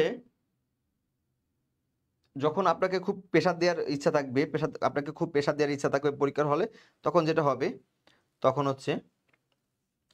যখন আপনার খুব বেশি প্রেসার আসবে, সেই প্রেসারের সময় যেটা হয় এই জাতীয় অঙ্কগুলা দেয়। কারণ এই জাতীয় অঙ্কগুলা বড়, এবং এটা হচ্ছে অংশীদারির অঙ্ক। দেখেন এটা একটা ফুললি নতুন চ্যাপ্টার, সেটা হচ্ছে অংশীদারির অঙ্ক। এবং অংশীদারির অঙ্ক করার জন্য আপনাকে কয়েকটা বিষয় মাথায় রাখতে হবে। যেমন ওইখানে নতুন অনুপাত, যেটা আপনি ইন্টারমিডিয়েটে করে আসেন নাই, কিন্তু এই টাইপের অঙ্কগুলো আপনি ইন্টারমিডিয়েটে করছেন, কিন্তু স্পেসিফিকলি এই অঙ্কগুলো করে আসেন নাই। কিভাবে করতে হবে একটু দেখাই। দেখেন অ রস্যই দীর্ঘই, ঠিক আছে, একটি অংশীদারি প্রতিষ্ঠানের অংশীদার, অ এর মূলধন এত টাকা, রস্যই এত টাকা এবং এর এত টাকা। দীর্ঘই ব্যবসায়ীর পরিচালনা বাবদ 60,000 টাকা পাবে। ব্যবসায়ী 2,10,000 টাকা লাভ হইলে বছর শেষে রস্যই কত টাকা, দীর্ঘই কত টাকা পাচ্ছে। দেখেন দীর্ঘই বছর শেষে দীর্ঘইয়ের পরিমাণটা, লাভ কত টাকা 2,10,000। কোথাও কিন্তু বলে নাই ভাইয়া, কোথাও কিন্তু বলে নাই আপনাকে যে দীর্ঘই কি বলছে, এই যে সমান। দেখেন কোথাও কিন্তু আমার অনুপাত দেয় নাই, যে কোন অনুপাতে আমরা কি করব, মোট মুনাফাটা বন্টন করব, সেটা কিন্তু কোনো স্পেসিফিকেশন এখানে করে দেয় না। তার মানে কেমন ভাবে ভাগ করব, সমান ভাগে ভাগ করব, সমান সমান মানে কি 1:1:1। যেহেতু 3 জন আছে সেহেতু সমান মানে হচ্ছে 1:1:1। এই যে 1:1:1 করলাম, এখন কি ভাগ করে দিব, না ভাগ করে দিতে পারবো না। আমাদেরকে দেখতে হবে এখানে কোনো পরিচালন ব্যয় আছে কিনা। পরিচালন ব্যয় কি, পরিচালন ব্যয় হচ্ছে ওই ব্যবসা পরিচালনা করার সময় ওই প্রতিষ্ঠান কোনো খরচ করেছে কিনা, বা বেতন পরিচালন ব্যয় কোনগুলো দেখেন, বেতন, অবচয়, ভাড়া, তারপর অনাদায়ী পাওনা, এগুলো হচ্ছে মানে এইগুলোকে কি বলা হয় পরিচালন খরচ, সেগুলো আছে কিনা দেখেন তো। এগুলো আছে, একটা দেখেন ডিরেক্টলি পরিচালন ব্যয় উল্লেখ করে দিচ্ছে কত টাকা, 1,60,000 টাকা। যেহেতু এটা কোন মুনাফা, দেখেন কোন মুনাফা বলে না, এটা মোট মুনাফা ধরে নিতে হবে। তাহলে দেখেন 2,10,000 থেকে ফার্স্ট আমাদের কি করতে হবে, পরিচালন ব্যয়টাকে বাদ দিতে হবে। বাদ দিলাম কত টাকা পরিচালন ব্যয়, 60,000 টাকা। এই যে বাদ দিলাম পরিচালন ব্যয় 60,000 টাকা, 1,50,000। আর কোনো ব্যয় প্রতিষ্ঠান করে নাই, একটা ব্যয় করছে, সেটা হচ্ছে পরিচালন ব্যয়। অর্থাৎ পরিচালন ব্যয়ের ভিতরে অনেক রকম ব্যয় থাকে, ঠিক আছে। তো এই পরিচালন ব্যয় এমনটা কত, 2,10,000 টাকা মোট মুনাফা, সেখান থেকে 60,000 টাকা বাদ দিলাম। এখন আমার হাতে আছে কত, 1,50,000। এটাকে আমরা বলতে পারি বন্টনযোগ্য মুনাফা। কি বন্টনযোগ্য মুনাফা, বন্টনযোগ্য মুনাফা। ও সরি, এই যে পরিচালন বাবদ, পরিচালন ব্যয় না, পরিচালন বাবদ কে বেতন পাচ্ছে, বেতন দেওয়া হচ্ছে। বেতন দেওয়া হচ্ছে কাকে, দীর্ঘইকে। দেখেন পরিচালন বাবদ যাকে আপনি বেতন দেন, ভাড়া দেন, অনাদায়ী পাওনা হোক, যেই হোক, যাকে আপনি বেতন দিচ্ছেন, এই টাকাটা তার জন্য আয়, ঠিক আছে। এই টাকাটা তার জন্য আয়, অর্থাৎ এখান থেকে ব্যবসা থেকে বাদ দিলেও এই 50,000 টাকা কিন্তু এক্সট্রা পাবে, কে পাবে, দীর্ঘই পাবে। তাহলে দেখেন আমি বন্টন করতে পারবো কত টাকা, 1.5 লক্ষ টাকা। আর 60,000 টাকা আমি কাকে বেতন দিচ্ছি, দীর্ঘইকে। প্রতিষ্ঠানে এটা কাকে দিচ্ছে, সেটা তার থেকে বড় কথা হচ্ছে প্রতিষ্ঠান ব্যয় হিসেবে দিচ্ছে। এই জন্য প্রতিষ্ঠানের যে মোট মুনাফা, সেখান থেকে আমরা কি করলাম, ব্যয়টাকে বাদ দিয়ে দিলাম। তাহলে দেখেন বন্টনযোগ্য মুনাফা কত, বন্টনযোগ্য মুনাফা হচ্ছে 1.5 লক্ষ টাকা। 1.5 লক্ষ টাকা ভাগ কয়, 3 ভাগ দিলে কত আসে, 50,000 টাকা। প্রত্যেকে কত করে পাচ্ছে, প্রত্যেকে পাবে 50,000 টাকা করে। প্রত্যেকে কত করে, 50,000 টাকা করে পাবে। কিন্তু আমাকে কাটা নিতে বলছে, আমাকে নিতে বলছে দীর্ঘইটা। তাহলে দেখেন দীর্ঘই কত টাকা পাচ্ছে, মুনাফার অংশ 50,000 টাকা। এই 50,000 টাকা প্লাস উনি এবার একটা কাজ করতে, উনি বেতন পাইছে, প্রতিষ্ঠানে পরিচালনা করছে, জন্য বেতন পাইছে কত টাকা, 60,000 টাকা। তাহলে 50,000 টাকা প্লাস ওনার বেতন কত টাকা, 60,000 টাকা, যেটা উনি পাচ্ছে। প্রতিষ্ঠানের জন্য ব্যয় হইলেও অংশীদাতার জন্য বেতন হচ্ছে আয়। তাহলে 50 আর 60 কত হয়, 1,10,000। কত টাকা, 1,10,000 টাকা। তাহলে 1,10,000 টাকা হচ্ছে কে পাচ্ছে, দীর্ঘই। কোথায় আছে 1,10,000, ঘ নাম্বারটাই অ্যান্সার।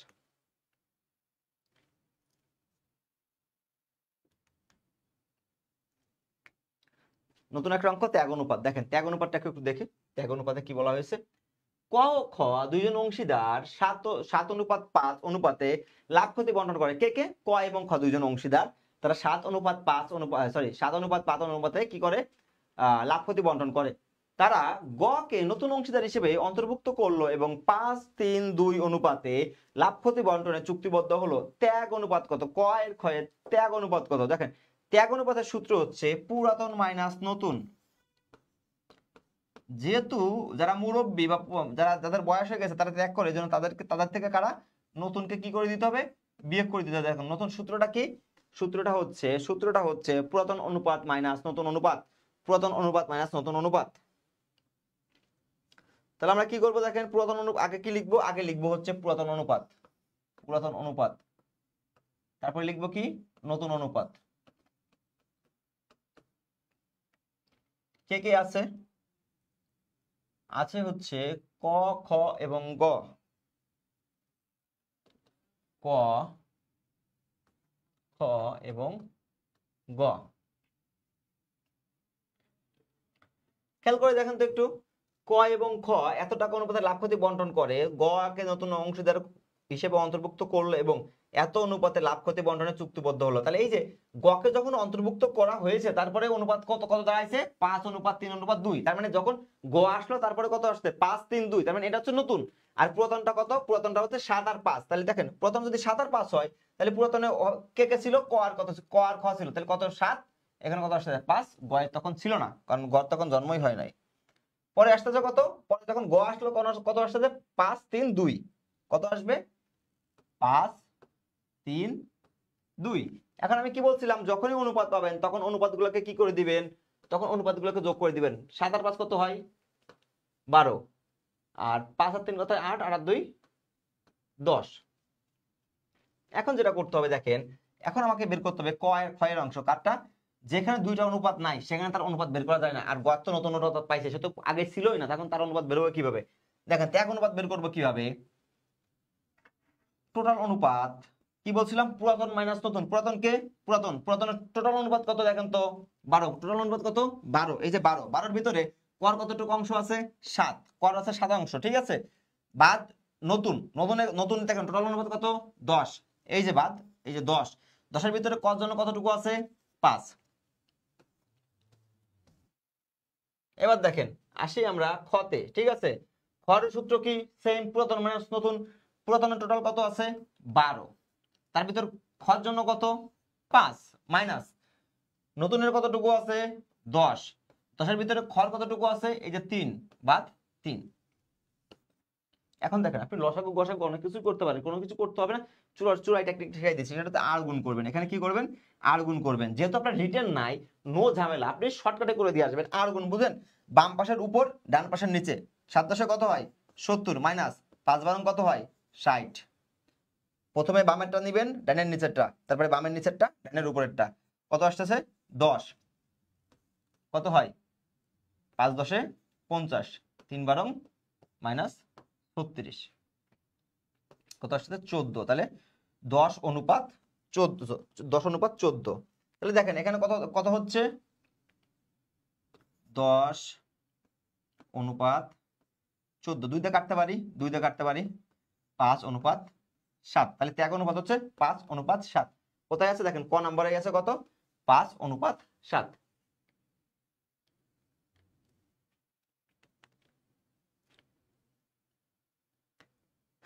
এবার এসে শেয়ারে দেখেন, শেয়ার থেকে আমরা কোন কোন জিনিসগুলো শিখবো। শেয়ার থেকে আমরা যে জিনিসগুলো শিখবো সেটা সবার প্রথম হচ্ছে আর্নিং পার শেয়ার। কি আর্নিং পার শেয়ার, ইপিএস। ইপিএস এর যে অঙ্কটা আর্নিং পার শেয়ার, এই আর্নিং পার শেয়ারের অঙ্কটা আমাদেরকে মাস্ট শিখে দিতে হবে জিএসটির জন্য। আর্নিং পার শেয়ার, এই আর্নিং পার শেয়ারের কোশ্চেনটা বিভিন্ন ভার্সিটিতে বিভিন্নভাবে আসে, ঠিক আছে। আপনাকেও শিখে দিতে হবে। আর্নিং পার শেয়ারটা একটু খুব ভালো করে শিখে রাখবেন। আর আর্নিং পার শেয়ার জিনিসটা কি সেটা আপনাকে বলতেছি। আর্নিং পার শেয়ার মানে হচ্ছে প্রত্যেক শেয়ার প্রতি আয় বা শেয়ার প্রতি আয়, এই আর পার শেয়ার, এটা সূত্রটা আমি একটু দেখাই দিই।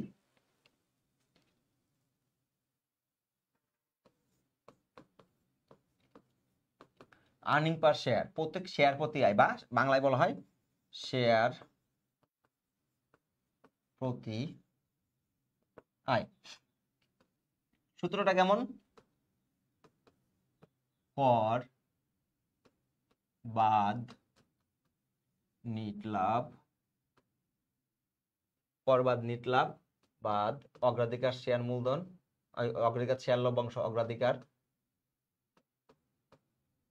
শেয়ার লভ্যাংশ সাধারণ শেয়ার সংখ্যা। দেখেন কি বলা হচ্ছে, কর বাদ আমার ইপিএস বা আর্নিং পার শেয়ার মানে হচ্ছে কর বাদ নিট লাভ। এই কর বাদ নিট লাভ মানে বুঝেন, কর বাদ নিট লাভ হচ্ছে নিট লাভ মাইনাস কর। অর্থাৎ নিট লাভ থেকে প্রথমে কি বাদ দিতে হবে, যদি কোনো কর বা ট্যাক্স থাকে সেটাকে বাদ দিতে হবে। এটার নামই হচ্ছে কর বাদ নিট লাভ, ঠিক আছে। কর থেকে নিট লাভ বাদ যায় না, নিট লাভ থেকে কি যায় কর, মানে করটা বাদ যায়। তাহলে কর বাদ নিট লাভ মাইনাস অগ্রাধিকার শেয়ার লভ্যাংশ যদি থাকে সেটাকে বাদ দিতে হবে, এবং সেটাকে ভাগ দিতে হবে কি শেয়ার, সাধারণ শেয়ার সংখ্যা দিয়ে। কি দিয়ে, সাধারণ শেয়ার সংখ্যা দিয়ে। যে ফিরে আসি আমরা একটু দেখি এখানে, বালিগাঁও কোম্পানি 10% হারে 1 লক্ষ টাকা ঋণ, কত টাকা 1 লক্ষ টাকা ঋণ, 10% হারে 2 লক্ষ টাকার অগ্রাধিকার শেয়ার 10, দেখেন 12%-এর কত 2 লক্ষ টাকা সে অগ্রাধিকার শেয়ার, এবং প্রতিটি 10 টাকা মূল্যের 50,000 সাধারণ শেয়ার রয়েছে। সাধারণ শেয়ার কত 50,000। যদি কোম্পানি কর পরবর্তী নিট মুনাফা 1.5 লক্ষ টাকা হয়, কর পরবর্তী মানে কি কর বাদ, কর পরবর্তী, দেখেন কর পরবর্তী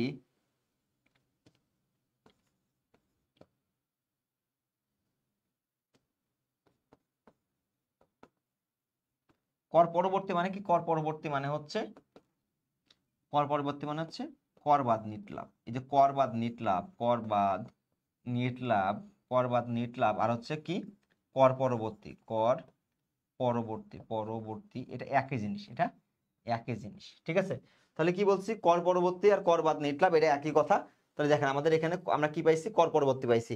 তাহলে দেখেন কর যেহেতু দেওয়া হয়ে গেছে, কর দেওয়া হয়ে গেলে সেখান থেকে আর কি করা লাগবে না, সেখান থেকে আমার কোনো ধরনের এই যে ঋণের সুদ বা কোনো রকম ট্যাক্স টুক্স এগুলো দিতে হবে না। তার মানে এই যে 10% হারে 1 লক্ষ টাকা যেটা দেওয়া আছে, এটার কত আসতো 10,000 টাকা ঋণের সুদ আসতো, এটা আমাকে দিতে হবে না।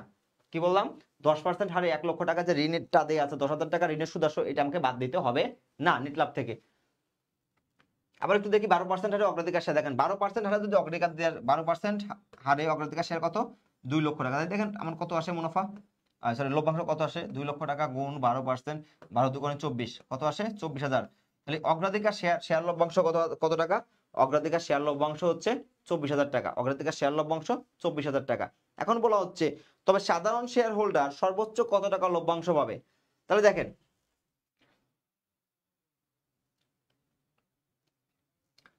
আমার মুনাফাটা কত, মুনাফাটা কই, মুনাফাটা হচ্ছে নিট মুনাফা 1.5 লক্ষ টাকা। এই যে মোট মুনাফা দেখেন যখন সাধারণ শেয়ার লভ্যাংশ আসে, এখানে একটু মনে রাখবেন সাধারণ শেয়ার লভ্যাংশ, সাধারণ শেয়ার লভ্যাংশ সমান সমান নিট মুনাফা মাইনাস অগ্রাধিকার শেয়ার লভ্যাংশ, অগ্রাধিকার শেয়ার লভ্যাংশ। কি বলছি? সাধারণ শেয়ার লভ্যাংশ মানে হচ্ছে সাধারণ শেয়ার লভ্যাংশ মানে কি নিট মুনাফা মাইনাস অগ্রাধিকার শেয়ার লভ্যাংশ। তাহলে সাধারণ শেয়ার হোল্ডারের কত টাকা লভ্যাংশ পাবে সেটা বের করতে গেলে আপনার নিট মুনাফা থেকে কি করতে হবে? অগ্রাধিকার শেয়ার লভ্যাংশকে বাদ দিতে হবে। তাহলে দেখেন তো নিট মুনাফা এখানে দেয়া আছে 1,50,000 টাকা, কত 1,50,000 টাকা মাইনাস অগ্রাধিকার বের করলাম কত 24,000।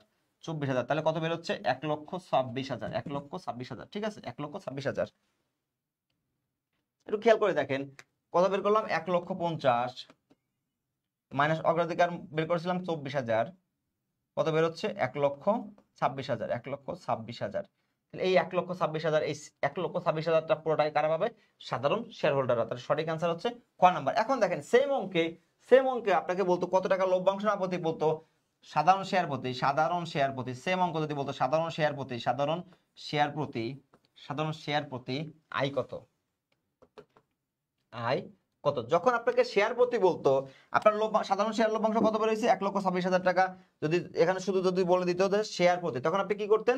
শেয়ার প্রতি বললে এই যে দেখেন কর বাদ নিট লাভ, কত বের হয়েছে 1.5 লক্ষ টাকা, আপনার থেকে শেয়ার লভ্যাংশ কত আপনার 24,000 টাকা। তাহলে আপনি কি করলেন?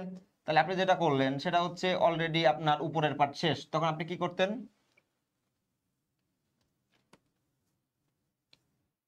তখন দেখেন উপরে কত কত আসতো 1,26,000, আর আপনার সাধারণ শেয়ার সংখ্যা জন্য ওখানে কত দেখে আসতেন 50,000।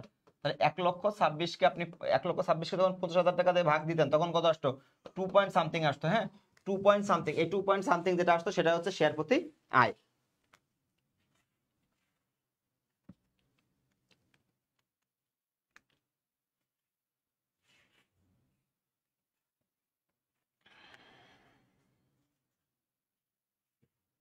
বলা হচ্ছে একটি কোম্পানি বিনামূল্যে বর্তমান শেয়ার মালিকদের মধ্যে এত অনুপাতে শেয়ার বিতরণ করলে শেয়ারটি কোন ধরনের? মনে রাখবেন একটা কোম্পানি কখনোই আপনাকে বিনামূল্যে শেয়ার দিবে না। একটা কোম্পানি কখনোই আপনাকে বিনামূল্যে শেয়ার দিবে না। কোন মূল্যে? বিনামূল্যে শেয়ার দিবে না। বিনামূল্যে কেউ কখনো আপনাকে শেয়ার দিবে না।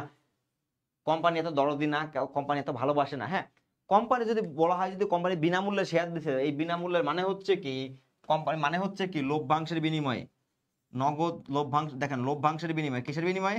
লভ্যাংশের বিনিময়ে। অর্থাৎ কোম্পানির কাছে আপনি মনে করেন কিছু টাকা লভ্যাংশ পান, মনে করেন 10,000 টাকা লভ্যাংশ পান। এই 10,000 টাকা লভ্যাংশ পান, কোম্পানি এখন নগদে 10,000 টাকা লভ্যাংশ আপনাকে দিতে পারতেছে না।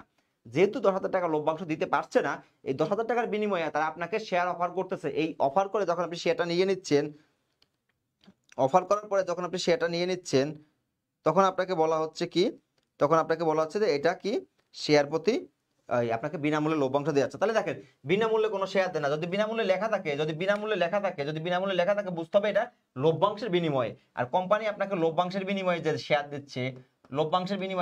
দিচ্ছে তার নাম হচ্ছে বোনাস শেয়ার। কারণ কোম্পানি তার টাকার বিনিময়ে একটা আনুপাতিক হারে, আপনি যত টাকা পাবেন তার একটা আনুপাতিক হারে আপনাকে কি দিবে? শেয়ার দিবে। সেই শেয়ারটার নাম হচ্ছে, এই যে দেখেন একটা আনুপাতিক হারে আপনাকে কি দিচ্ছে? এই অনুপাত। আর বিনামূল্যে বিনামূল্যে দিলে মনে করতে হবে আসলে এটা বিনামূল্যে না, এটা আমার যে লভ্যাংশের বিনিময়ে, আর লভ্যাংশের বিনিময়ে যে শেয়ার দেওয়া হয় তার নাম হচ্ছে বোনাস শেয়ার। বলা হচ্ছে বাজেয়াপ্তকৃত শেয়ার পুনর্বিক্রয়ের পর শেয়ার বাজেয়াপ্ত হিসাবের উদ্বৃত্ত টাকা কোন হিসাবে স্থানান্তর করা হয়? সেটা কোন হিসাবে? মূলধন সঞ্চিতি হিসাবে। সেটা হচ্ছে মূলধন সঞ্চিতি হিসাবে। এটা খুবই কমন, মূলধন সঞ্চিতি হিসাবে। অনপরিচিত আয়ের সমন্বয় নির্দেশ করে। অনপরিচিত আয় কি সমন্বয় নির্দেশ করে? শেষ করব।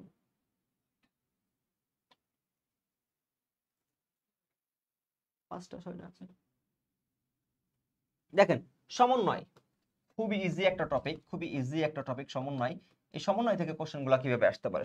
সমন্বয়ের ক্ষেত্রে মনে রাখবেন আপনি আয় করতেছেন নাকি ব্যয় করতেছেন, আয় নাকি ব্যয়, এবং সেটা কি অগ্রিম নাকি বকেয়া, সেটা কি অগ্রিম নাকি বকেয়া, অগ্রিম নাকি বকেয়া। সমন্বয়ের ক্ষেত্রে দুটো জিনিস মাথায় রাখবেন, একটা হচ্ছে এটা আয় হচ্ছে না ব্যয় হচ্ছে, এবং সেটা অগ্রিম হচ্ছে না বকেয়া হচ্ছে। একটু দেখেন বিষয়টা কিভাবে হয় সেটা একটু দেখাই। যে যেমন অগ্রিম, এই যে অগ্রিম অগ্রিম আয় যখন হয় তখন দেখেন এটার উপাদান কি কি থাকবে। সমন্বয়ের জন্য উপাদানটা খুবই বেশি গুরুত্বপূর্ণ। এই দেখেন আয়ের উপাদান আয় নিজে, আর আয়টা যখন অগ্রিম হয় তখন সেটাকে বলা হয় দায়। অগ্রিম আয় মানে কি? আমি সেবা না দিয়ে টাকা পেয়েছি, এজন্য বলা হয় অগ্রিম আয়। আর অগ্রিম আয় মানে কি? আমার জন্য দায়। আবার যখন দেখেন অগ্রিম ব্যয় হয়, অগ্রিম কি হচ্ছে? ব্যয় হচ্ছে। অগ্রিম ব্যয়ের জন্য দেখেন ব্যয় নিজে একটা উপাদান, আর অগ্রিম ব্যয় মানে কি? আমি ব্যয়টা করব, আগে টাকা দিয়ে রাখছি, তার অগ্রিম ব্যয়কে আমরা কি হিসেবে ধরি? সম্পদ। তার মানে কি আপনি যখন সমন্বয় করবেন আপনাকে দেখতে হবে যে এই দুটো উপাদান আছে কিনা, এই দুটো উপাদান আছে কিনা। আবার দেখেন একটু বকেয়াতে চলে আসি। বকেয়া আয় যদি করি, দেখেন আয়ের জন্য নিজে আয় একটা উপাদান, আয়ের জন্য আয় একটা উপাদান। আর বকেয়া আয় মানে কি? আমি আয় করেছি কিন্তু টাকা পাইনি। বকেয়া আয় মানে কি? আয় হয়ে গেছে কিন্তু মালিক আমাকে টাকা দেয় নাই। এই যে বকেয়া আয় মানে কি? তাহলে বকেয়া দেখেন আয় একটা, আর বকেয়া আয় মানে যেটা আয় টাকা পাই না এটাকে বলা হয় আমরা সম্পদ, সেটাকে বলি কি? সম্পদ। আবার দেখেন বকেয়া ব্যয় যখন করব, ব্যয় নিজে একটা উপাদান, আর ব্যয় মানে কি? ব্যয়টা আমার মানে কি? আমি একজন কাজ করিয়েছি, ঠিক আছে? আমি একটা দুজন এমপ্লয়ি নিয়োগ দিছি, সারা মাস ব্যাপী আমি কি করেছি? কষ্ট করেছি, কিন্তু কষ্ট করাইছি, তাদেরকে কাজ করাইছি কিন্তু টাকা দিই নাই। তো এই তাদেরকে টাকা দিতে হবে, এই জন্য এটা হচ্ছে দায়। তাহলে একটু মাথায় মনে রাখবেন যখন অগ্রিম আয়ের সমন্বয় করবেন, দুটো উপাদান আয় এবং দায়, ব্যয় করবেন ব্যয় এবং সম্পদ। বকেয়া যখন করবেন তখন হচ্ছে কি? আয় একটা উপাদান আর সম্পদ একটা উপাদান। আবার বকেয়া ব্যয় যখন করবেন, ব্যয় একটা উপাদান, দায় একটা উপাদান। তো উপাদানগুলো ভালো করে মনে রাখলে আপনি জিনিসটা খুব সুন্দর করে করতে পারবেন। বলা হচ্ছে অনুপার্জিত আয়। অনুপার্জিত মানে কি? অনুপার্জিত মানে হচ্ছে অগ্রিম টাকা নিছি। তাহলে দেখেন একটা উপাদান আয়, আর অগ্রিম টাকা নিলে সেটা আমাদের জন্য কি হয়? দায় হয়। তাহলে আয় আর দায় কোথায় আছে? দায় আছে, আয় আছে। আয় আছে, সম্পদ কাটা, সম্পদ কাটা, সম্পদ কাটা। দেখেন আছে এক জায়গায়, আছে একটা জিনিস, সেটা হচ্ছে ক। তাহলে সঠিক আনসার হচ্ছে ক। সঠিক আনসার ক।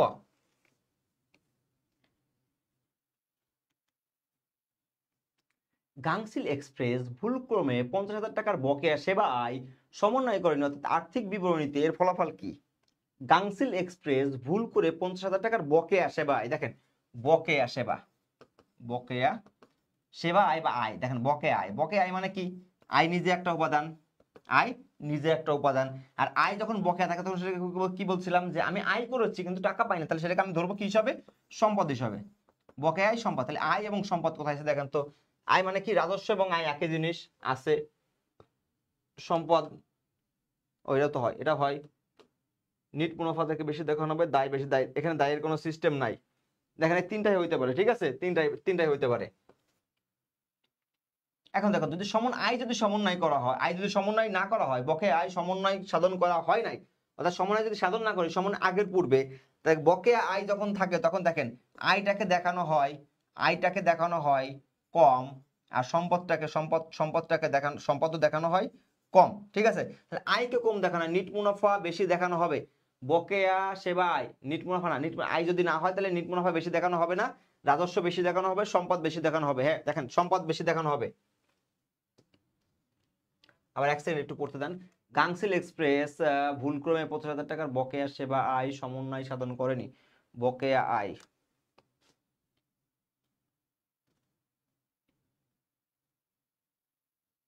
বকেয়া আয় যদি সমন্বয় না করি, সমন্বয়ের আগে আবার হবে আয় কম, সম্পদ কম। আয় বেশি, সমন্বয়ের পরে আয় বেশি আর সম্পদও বেশি। তাহলে দেখেন যদি বকেয়া সেবায় সমন্বয় সাধন করেননি, আর্থিক বিবরণীতে এর ফলে কি হবে? আয়ও কম হবে, সম্পদও কম হবে। দেখেন তো আয় কোথায় কম? আয় কম, দেখেন আয় কম দেখানো হবে, এটা নাই। সম্পদ বেশি দেখানো হবে না, সম্পদও কম দেখানো হবে। এটা তো এমনি নিয়ে হবে না, নিট মুনাফা বেশি দেখানো হবে। দেখেন যখন আপনি আয় কম দেখাচ্ছেন তখন মুনাফা বেড়ে যাচ্ছে। ক নম্বর অ্যান্সার। অনুপার্জিত আয়ের সমন্বয় দেখলে অনুপার্জিত আয় মানে কি? অগ্রিম আয়, আয় আর দায়, আয় দায় সম্পদ কাটা। দেখেন দুইটাই হইতে পারে, এই ক হইতে পারে, খ হইতে পারে। কিভাবে এখন একটু দেখি। অগ্রিম আয় দুটো উপাদান, একটা হচ্ছে আয় আর একটা হচ্ছে কি বলে দায়। সমন্বয়ের আগে যেটা হয়, সমন্বয়ের আগে অগ্রিম আয়কে সমন্বয়ের আগে আয় হিসেবে দেখানো হয় কম, দায় হিসেবে দেখানো হয় বেশি। সমন্বয়ের পরে আয়কে দেখানো হয় বেশি আর ব্যয়কে দেখানো হয় কম। তাহলে একটু খেয়াল করে দেখেন তো আমাকে কি বলছে? সমন্বয় দাখিলা মানে সমন্বয়ের পরে, সমন্বয় দাখিলা মানে সমন্বয়ের পরে, তাহলে সমন্বয়ের পরে যদি হয় তাহলে দেখেন তো আয় দেখাবে বেশি, রাজস্ব আয় বৃদ্ধি, এই যে রাজস্ব আয় বৃদ্ধি, ঠিক আছে। দায় দেখাবে কম, দায় হ্রাস। ক নাম্বার অ্যান্সার, দায় হ্রাস আর আয় বৃদ্ধি। নিচের কোনটির জন্য সমন্বয় জাবেদার প্রয়োজন হয় না? নিচের কোনটির জন্য সমন্বয় জাবেদার প্রয়োজন হয় না? দেখেন সমন্বয় জাবেদার প্রয়োজন হয় আয় আর ব্যয়ের জন্য, যেগুলা কি হয়েছে? অর্জিত হয়ে গেছে, বকেয়া নাই। যেগুলা বকেয়া বা অগ্রিম নাই, বকেয়া বা অগ্রিমের জন্য। দেখেন বকেয়া এবং অগ্রিমের জন্য কি করতে হয়? বকেয়া এবং অগ্রিমের জন্য আমার কি করতে হয়? সেটা হচ্ছে অবচয় দিতে হয়। যেমন দেখেন অগ্রিম প্রদত্ত বীমা প্রয়োজন আছে, বকেয়া খরচ প্রয়োজন আছে। আয় অর্জিত হয়ে গেছে, আয় কি হয়ে গেছে? অর্জিত হয়ে গেছে। এটা বকেয়াও নাই, অগ্রিমও নাই। অবচয় হচ্ছে বকেয়া অবস্থায় থাকে, অবচয় হচ্ছে মানে বকেয়া বা অগ্রিম যে কোনো অবস্থায় ধরে নিতে পারেন, ঠিক আছে। বিশেষ করে অবচয়কে আমরা অগ্রিম আয় কেন বলে থাকি? যেহেতু সম্পদের ব্যয় বন্টন প্রক্রিয়াকে অবচয় বলা হয়, ঠিক আছে, সেহেতু এই অবচয়টাকে আমরা অগ্রিম ব্যয়ের আন্ডারেই ধরে রাখি। এই জন্য এটাও কি, এটা হচ্ছে আমাদের সমন্বয়ের প্রয়োজন আছে।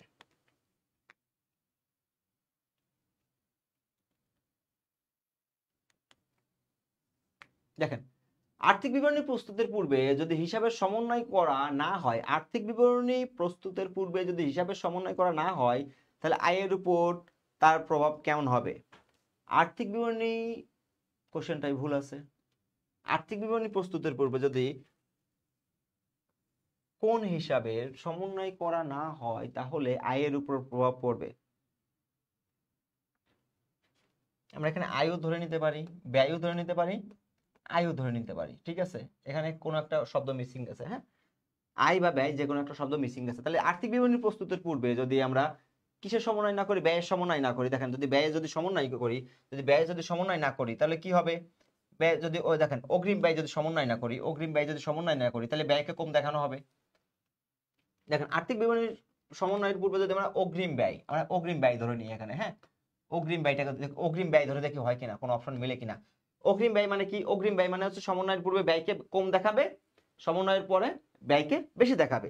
তার মানে আর্থিক বিবরণী প্রস্তুতের পূর্বে যদি অগ্রিম ব্যয় হিসাবে সমন্বয় করা না হয় তাহলে আয়ের উপর প্রভাব পড়বে কি? আয়ের উপর তো দেখেন যত বেশি আপনি ব্যয় কম দেখাবেন তত বেশি আপনার আয় বেশি দেখাবে। ও না, দুঃখিত, আমরা এখানে আই ধরে নিব, যেহেতু সবগুলো আই দিয়ে করছে সেহেতু আমরা এখানে কি করে দিব? আই ধরে নিব। আচ্ছা অগ্রিম আয়ু ধরবো, আবার বকেয়া আয়ু ধরবো। দেখেন অগ্রিম আয়ের ক্ষেত্রে আয় দেখায় কম, সমন্বয়ের পরে আয় দেখায় বেশি। আর বকেয়ার ক্ষেত্রে আয় দেখাবে কম, বকেয়ার ক্ষেত্রে আয় দেখাবে বেশি। দুইটা ক্ষেত্রেই দেখেন দুইটা ক্ষেত্রেই সমন্বয়ের পূর্বে আয় কম দেখায়, সমন্বয়ের পরে আয় বেশি দেখায়। তাহলে দেখেন আমরা যখন সমন্বয় না করা হলে আয়ের উপর কি প্রভাব পড়বে? আয় কম দেখাচ্ছি, নিট আয় বাড়বে না, নিট আয় কমবে, মোট আয় বাড়বে না, মোট আয় নিট আয় দুইটাই কমবে, মোট আয় কমবে। দেখেন এই যে নিট আয় কমে, নিট আয় বাড়তে বা কমতে পারে, এটাও না। সঠিক আনসার হচ্ছে খ নাম্বার, নিট আয় অবশ্যই কম দেখাবে। আমরা যদি অগ্রিম আয় সমন্বয় না করি নিট আয় আমাদের কি দেখাবে? কম দেখাবে। প্রবাবলি এটাই আমাদের লাস্ট কোশ্চেন, আরো দুইটা আছে, আরো দুই তিনটা আছে। দেখেন অবচয় খরচের সমন্বয়, অবচয় খরচ, অবচয়কে কি বলছিলাম, অবচয় হচ্ছে আমাদের অগ্রিম ব্যয়, অবচয় আমাদের জন্য কি, অবচয় হচ্ছে আমাদের অগ্রিম ব্যয়, অবচয় হচ্ছে আমাদের অগ্রিম ব্যয়। আচ্ছা অগ্রিম ব্যয়ের সূত্র কি দেখেন তো, অগ্রিম ব্যয়ের উপাদান কি কি, ব্যয় আর সম্পদ, ব্যয় আর সম্পদ। সমন্বয়ের পূর্বে ব্যয় দেখাবে কম, সমন্বয়ের পরে সরি, সমন্বয়ের পূর্বে ব্যয় দেখাবে কম, সমন্বয়ের পরে ব্যয় দেখাবে বেশি। আবার সমন্বয়ের কি বলছে, সম্পদ দেখাবে কেমন, বেশি, সম্পদ দেখাবে কম। তাহলে আমাদের কি বলছে, সমন্বয় হলে, সমন্বয় হলে মানে কি, সমন্বয়ের পরে, সমন্বয়ের পরে, সমন্বয়ের পরে, তাহলে ব্যয় বেশি সম্পদ কম। দেখেন তো দায় আছে নাই, রাজস্ব বা আয় আসবে না, দায় কাটা। তাহলে দেখেন অপশন থাকতে হচ্ছে কয়টা, দুইটা, একটা হচ্ছে গ আর একটা হচ্ছে উম। হ্যাঁ, তাহলে সম্পদ হ্রাস পাবে, দেখেন তো সম্পদ কম, ঠিক আছে, সম্পদ হ্রাস পাবে, এটাও হবে, ঠিক আছে। খরচ বেশি মানে ব্যয় বেশি, এই যে ব্যয় বেশি, এখানে ব্যয় কম, তাহলে সঠিক আনসার হচ্ছে গ নাম্বারটা। তাহলে অবচয়ের সমন্বয় দেওয়া হলে আমার কি দেখাবে, ব্যয়কে বেশি দেখানো হবে আর সম্পদকে কম দেখানো হবে। শেষ কোশ্চেন, বকেয়া খরচের জন্য সমন্বয় যাবে কি, বকেয়া খরচ, বকেয়া খরচ। দেখেন বকেয়া খরচের সমন্বয়, বকেয়া খরচ উপাদান কোনটা কোনটা, উপাদান হচ্ছে একটা হচ্ছে ব্যয়, খরচ মানে কি ব্যয়, আর বকেয়া মানে কি, ব্যয়কে বলা হয় দায়, বকেয়া ব্যয়কে বলা হয় দায়। তাহলে দুইটা উপাদান, সমন্বয়ের পূর্বে, পূর্বে আর একটা কি পরে। তাহলে এই ব্যয়কে দেখাবে কেমন, ব্যয়কে দেখাবে কম, দায়কে দেখাবে কম, ব্যয়কে দেখাবে বেশি, দায়কেও দেখাবে কেমন, বেশি। তাহলে দেখেন কি হচ্ছে, সমন্বয়ের কি বলছে, সমন্বয় জাবেদা প্রভাবিত করবে বকেয়া খরচের জন্য সমন্বয়। তাহলে সমন্বয়ের প্রভাবিত করবে মানে কি, সমন্বয়ের পরে, এটা হচ্ছে সমন্বয়ের পরের প্রভাব, ঠিক আছে, দুইটাই বেশি। কি কি, ব্যয় এবং দায়। কোথায় দেখেন তো, ব্যয় আর দায় কোথায় আছে, ব্যয় দায়, সম্পদ নাই, আয় কাটা, ব্যয় আর দায়, সম্পদ আয়, এই যে দেখেন খরচ মানে কি ব্যয়, তাহলে ব্যয় আর দায় একটা অপশনই আছে। আপনার হ্রাসবৃদ্ধি দেখাইতে হইলো না, ঠিক আছে, হ্রাসবৃদ্ধিও দেখাইতে হইলো না, শুধু উপাদান খরচ আর দায় এই শুধু বের করতে পারছেন, খরচ আর দায় ধরতে পারছেন, এতে আপনার সমন্বয় হয়ে গেছে, এতেই আপনার সমন্বয় শেষ, ঠিক আছে। সো আজকে এই পর্যন্তই, আমরা আজকের ক্লাসটাকে কন্টিনিউ করব না, আজকের মতো এখানে ক্লাস শেষ করতেছি। তো আশা করি সবাই ভালো ভালো থাকবেন। আর যে যে বিষয়গুলো আপনাদেরকে দেখে দেওয়া হলো, আপনারা চেষ্টা করবেন এই জাতীয় আরো কিছু কোশ্চেন সলভ করে নেওয়ার জন্য, এবং প্রিভিয়াসের যে কোশ্চেনগুলো আছে সেই কোশ্চেনগুলো আপনারা কি করবেন, একটু সুন্দর করে সলভ করার চেষ্টা করবেন। সো আজকে এই পর্যন্তই, পরবর্তী ক্লাসে দেখা হবে, সেই পর্যন্ত সবাই সুস্থ থাকবেন, ধন্যবাদ।